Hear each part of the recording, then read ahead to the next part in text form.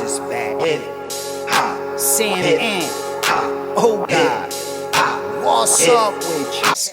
Hip Hop Uncensored is the vibe, so subscribe. Hip Hop Uncensored is the vibe, so subscribe. Oh God, driving Sam and riding passenger side, and you heard it out the mouth of the greatest rapper. Because y'all all were incredible talent as groups. Let me ask y'all this, because we have a conversation on this podcast a lot about the over-sexualization of music and the violence in music. And I was hearing the story about how you guys almost, and correct me if I'm wrong, felt typecasted by Knocking the Boots. Like you guys wanted to talk about other things other than sexual stuff like that. And it wasn't really getting much push when you guys did, because the label wanted to keep you guys in that Knocking the Boots lane. Can y'all talk about that and y'all experiences with that on trying to get out of that lane, but the labels kind of wanted to keep y'all in that box? Yeah, go ahead. Yeah, you know, it's just the point, man. You know, we had got to the point we had got a little bit older. Yeah. You know, we just didn't want to be known for every song singing about sex.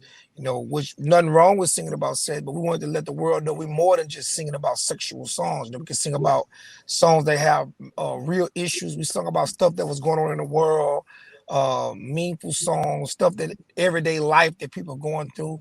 And sex is a part of life, but it was other areas we want to hear it on: marriage, spousal abuse, divorce, love, everything. We want to hit on different issues to let the world know that we can write all different types of songs and produce and arrange all different types of songs. So in the label at the time, we're kind of stuck on us doing the sexual knock on the boots type things, and we kind of wasn't feeling it. But well, eventually I'm glad to the day, like our album Ladies Edition, it gets more people love that album more now than they did back then. They can appreciate it more for what we did with that album than what we did back then. Yeah. And the crazy thing about that is, like, in the beginning, we see a lot of couples at our shows in the beginning, but after Ladies Edition, it was about 95% women at our shows after that. You know, so the ratio changed dramatically. All right. So with that being said, how do you guys feel about like current day music and its message? I say a song like WAP, Cardi B, Megan Thee Stallion. You got Lil Nas X, who he was just talking about the over sexualization, kind of talk about that stuff and show that image. How do you feel about being your age now, listening to that? Do you think it's too much, or do you think everybody has a place somewhere in hip hop? Well, I just think that, you know, I guess eventually everybody will get to a point in their life to where they may feel, you know, it's all depending what audience they trying to get. You know what I'm saying? I don't know what audience Lil Nas X is really trying to get, because I guess everybody have an audience. But I just think that whatever decision they make in their music, they have to. A lot of these artists haven't matured to the level to say they want to do this type of music or that type of music. So I just think it's all about, you know, about what you're trying to do or what your goals are. I don't know what Lil Nas X's goal for. It seems like his goal is to be free, be yourself. If you wouldn't know, be who you are. I don't know if he's talking to the gay audience or the world. I don't know. So right. I mean, I think he's doing music for whatever artist he's trying to target. And I think if he ever clean his music up, or anyone of them clean their music up, I think it's gonna come with being just getting a little bit older and being more mature. You know, that like we did. You know, so I just think that's what it is about that music. Yeah, it's levels to this. You know. Level to it. Yeah, I'm gonna keep it at that. I ain't mad at you, my guy. Talk about y'all break up with Luke and how that went. Now, obviously, as men now, you guys are cool and everything is great, and we're happy to hear that. Talk about at the time when that went down, what was going through your minds as you guys were kind of traveling through the industry and growing in the industry, and your eventual breakup with Luke. How did that go down? Basically, you know, when that happened, it just basically the company kind of went bankrupt at the time.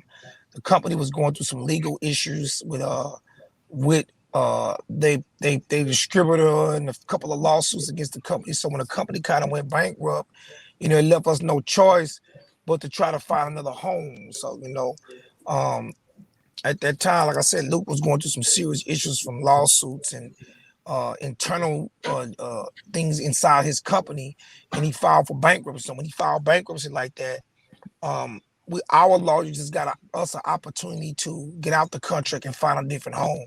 So that kind of how the split went, because his company went bankrupt. Gotcha. Now, I know at the time, I know y'all did that Video Soul interview, and you and Dino came out in jail suits and the shackles and stuff. And I know, G.I., you weren't happy about that. Oh, I heard that you weren't happy about that through stories and stuff like that. What was going on amongst the group during that time? What was the conversation like after that interview when you guys did that? And G.I., obviously you did. What was the conversation like? I can't even remember. But I mean, it wasn't no bad blood. I just wasn't prepared for the situation, you know. But I knew it had to be done though. You know what I'm saying? And it helped us to get to where we are right now. Word. You know, I think we are the reason they started taping videos. So Talk about, if you will, a thin line between love and hate. You know, you guys had that song. They made the movie titled that. Talk about that. Did you guys meet Martin and you know, get into that whole time, and then, you know, the concept behind the song? Well, at the time, the producer had came to us and said that Martin was like, we was one of Martin's favorite groups at that time, and I think H-Town and Jodeci was like one of his favorite groups. So the producer was like, Martin said to him that, you know, one of my favorite groups is H-Town, and they reached out to us, Martin team and Martin himself. They reached out to us and asked us we'd be interested in doing the lead song, and we were like, most definitely, yeah. And so we did it. So it's kind of based on, we got that off of Martin, by Martin being a fan of our group. yeah. I mean, we met him before. We went on a set of Martin Lawrence. Yeah. Well, we did have a pass, and you know, and I kept in touch with all his crew, you know, his production crew and everybody. You know, I was the one that kept in touch with everybody. So you know, one of them reached out to me direct, and you know, that's how that went down. But the song itself is like a lot of people, we did not know that song. I mean, we knew of it, but we didn't know the words, like word by word. So when we recorded that song, we was like, listen to a line and go record that line. Listen to a line, go record that line. So as we was recording that song, we was learning the song. Wow. Right. Now talk about what did that take you guys after that? I mean, the movie, I can imagine. I mean, I seen it on Netflix the other day, like they was premiering it or whatever. But what did that take your career? Did it take it to another level when you guys had your song on a big, you know, movie like that in Hollywood? Oh yeah, most definitely. You know, that's just made us one of the hottest groups in the country that was free agents, that didn't have a label.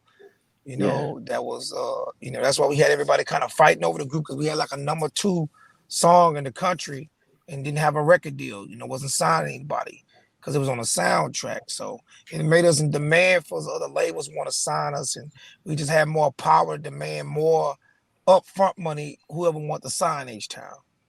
Yeah. Indeed, when y'all look at H-Town as the mark that it made, not only in R&B, but in the city of Houston in particular. I mean, Houston now, they call it H-Town, and people may not even correlate the two, but they got that from y'all. Most definitely.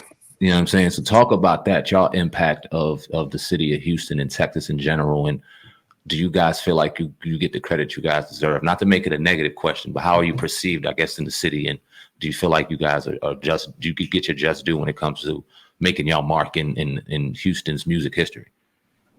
Yeah, most definitely. But the crazy part about it is, like, when you say H-Town, they're thinking about us. So if you're on the radio live somewhere and you say H-Town in the building, or H-Town, they're gonna think we're there, and half of the time we're not